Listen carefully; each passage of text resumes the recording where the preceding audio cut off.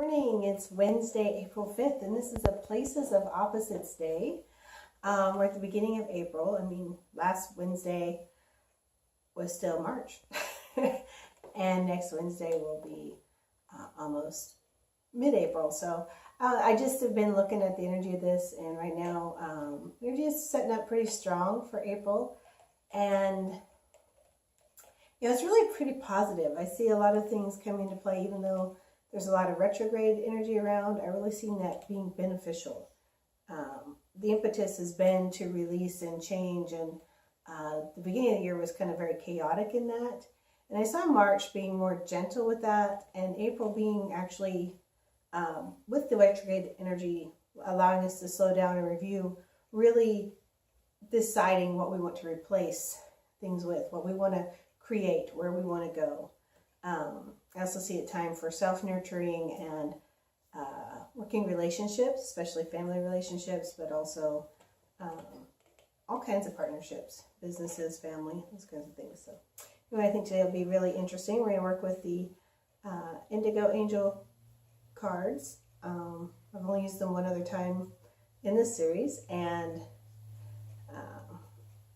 again, Indigo energy is all about, reassessment and fixing what's not working and innovating and being kind of often direct about it, and just kind of holding a line. So, and we're also going to be working with the Archangel Power Tarot.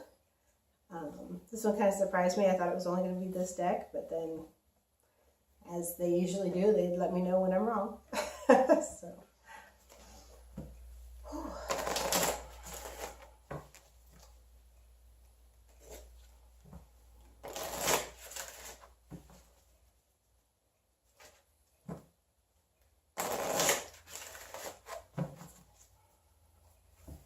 Alright, so the first card is for the top. These are things that are often most directly in our awareness, or obvious to us. And the next card is for the bottom, the things behind the scenes, undercurrents in our emotions or subconscious that are more directing the show.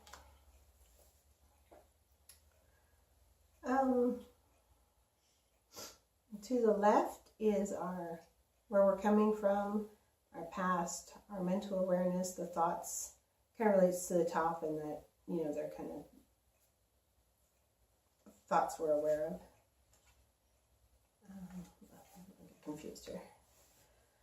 And to the right, this is where we're headed to, and it's often how we feel about things. And for many people, it's kind of more like the bottom, a little bit more hidden, not really realizing that's where our focus are. All right.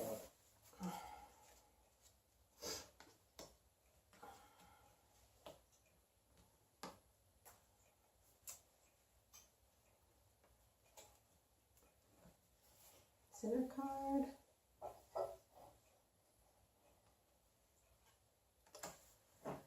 It's there. I'm not really sure what we're doing with these ones yet, because I got all 5 cards out of there, but could be that we're doing a completely dual.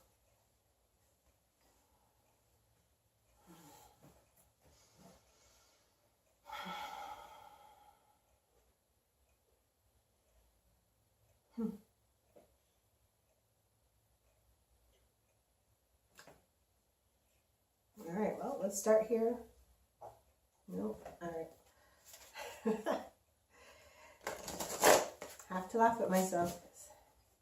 Sometimes my brain and my intuition battle it out, as I'm sure is true for most of us.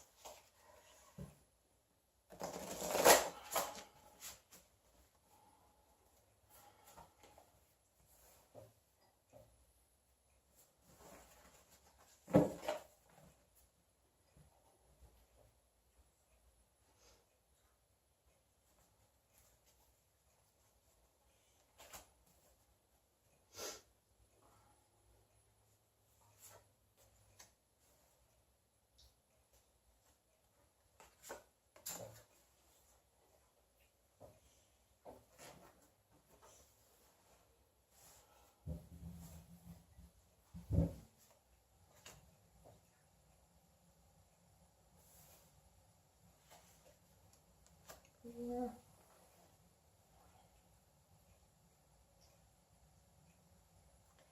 and 5. It's going to be a big one, folks. I will try to keep it as on point as I can. Okay, so let's see. 1, 2, 3.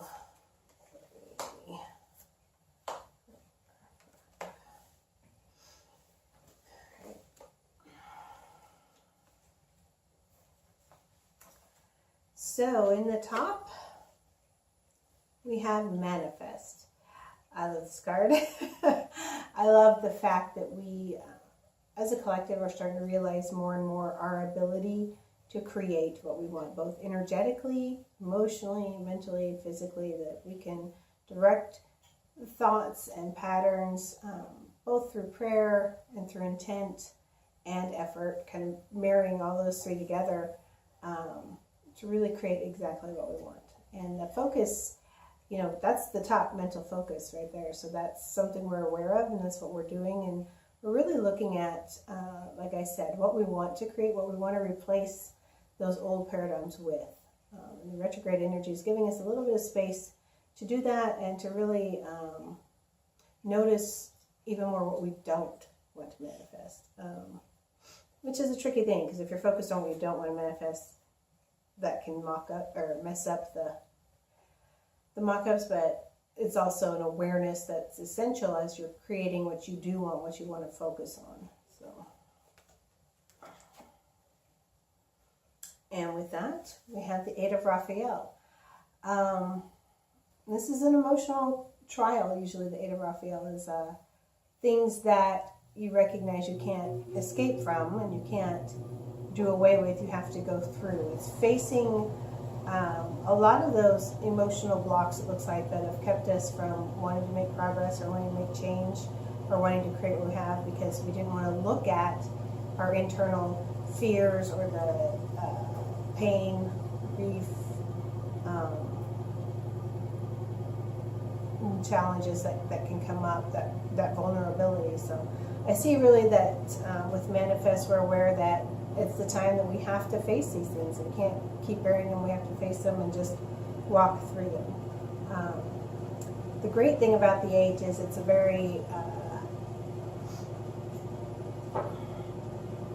direct energy, in that it's not complicated or intricate. It's just more recognizing the direction and going it, facing it, doing it. So kind of, yeah, just making the choice. So, and at the bottom, opposite of that, we have prayer. You know, we do need that spiritual support, that from, you know, also recognizing our power as a spirit, but also recognizing that, you know, God and universe, angels, all, you know, we have so much support behind us. And when we put that intent into prayer and we appreciate what's going on in prayer and we validate everything that, you know, God helps us with, and we ask for more help, all those things. I'm really seeing these prayers being about both taking time to appreciate and recognize the help that you've received, as well as then being able to ask for more. So, and asking for clarity, guidance. And with it we have 5 of Ariel, which is typically all about recognizing the resources that you have at hand. And with that, at prayer, you know, this is a major resource, and it's one that oftentimes we overlook or we forget to utilize or we turn our back on. And this is really just reminding us that there are resources to us that are available. That maybe we feel stuck or we feel like we don't have help, but it's right there. And all we have to do is kind of open our eyes, open our hearts, and be willing to tap into it.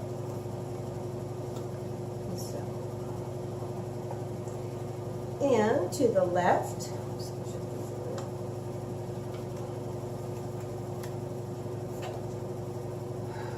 Mother Mary.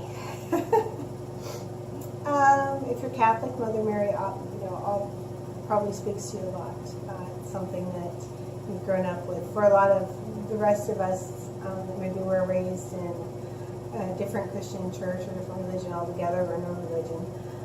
Mother Mary is a very strong energy of female creative power and female divinity, and the ability to create and nurture and love yourself and love the creations, love your family, work with all those things. I'm not quite sure yet. I'm sure the other card will give us some clarification on what she's here for, but I do see, going along very strongly with the manifest. It's like, as you create, you have to be able to nurture it, you have to be able to care for it, you have to be able to allow it to grow, and Mary's here. Now this is the 9 in the Major Arcana, which, if you watched yesterday, came up as very strongly in the reading as taking time to seek and taking time to explore. And I see here today with Mother Mary, and this card is titled Epiphany.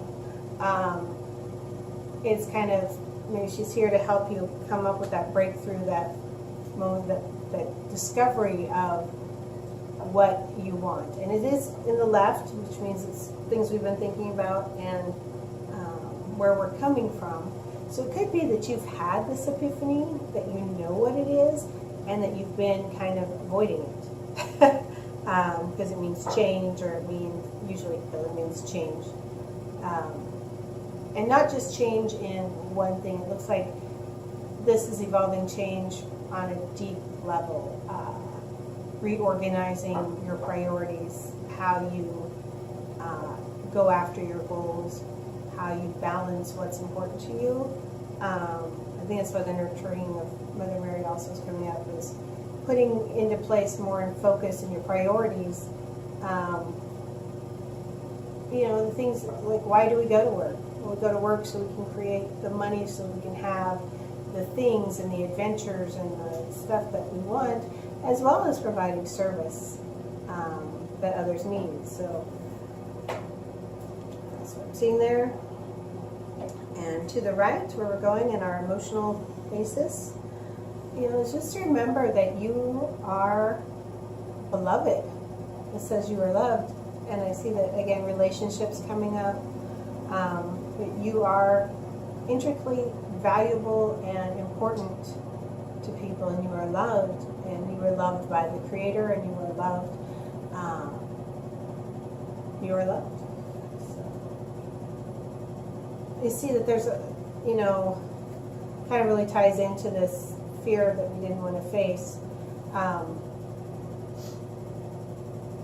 In that maybe we're afraid that we aren't lovable. That really, if people knew our true motivations and our goals and what we wanted, that we wouldn't be lovable, but you are loved. And with that, comes up the King of Ariel, and this is really leadership and through stewardship and caring for not only yourself, but your community, your family, the things that you've created. And so I find it really interesting that it balances against Mother Mary, which is the nurturing of self and community and family, and the stewardship of it, the caretaking of it. So, and that Mother Mary is in the mental space, and the King of Ariel is in more the emotional space. So, fears that you can't take care of your family, or that it's not going to be good enough, really could hold you back from the changes you want to make. And that's really, this epiphany of no, you need to make those changes to better serve yourself and better serve your family and have even better stewardship, and that you're going to be loved through the process. People aren't going to abandon you. So, pretty strong so far, creating the changes you want, making sure they come from the things that are important to you on an emotional level, and that you can provide for them, and that you're still going to be loved. And in the center we have trust.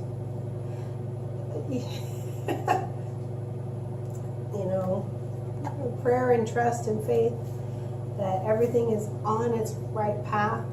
I know a few days ago we got Archangel Jeremiah saying all is well. Trust the process. Trust God. Trust your inner voice. You know, these changes that you are just really driven to make at this point, they have probably been pushing you internally so hard that you can't not do it anymore. And that's kind of, again, back to this 8 of Raphael. You just have to face it. You have to go through it. You have to let go of the worry and the fear, or at least acknowledge them and do it anyway. And trust the process.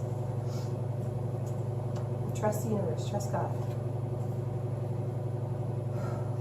And in the middle is the 5 of Gabriel, which is free will, action, and choice. And that you have absolutely all the resources and the abilities you need to face these challenges, to get through them, to create what you want.